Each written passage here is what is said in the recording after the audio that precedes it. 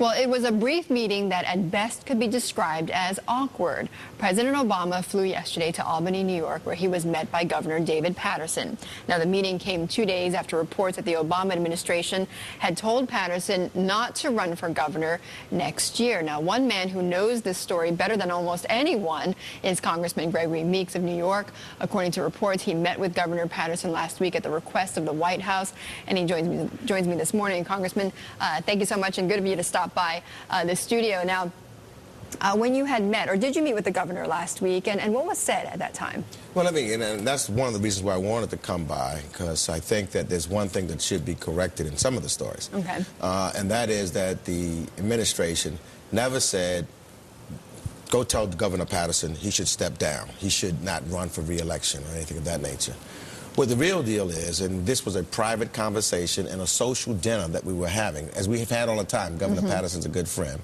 But the administration had indicated that they had some troubles, looking at what the solution is, and we're getting into close to 2010, and they wanted to make sure that we go into 2010 as strong as possible. And so there were some issues. And so basically I was just telling the governor that there are some issues that the administration has, and that he needs to try to talk to some folks in the administration to see if they can be resolved.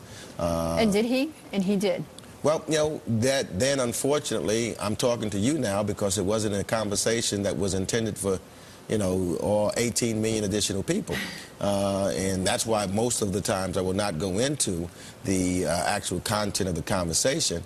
But wouldn't that clear it up? That would clarify it. You say that there was never an explicit message from the Obama administration to tell Governor Paterson not to run next year. That's correct. But what then, it would clarify everything if you were to say, well, what exactly was said?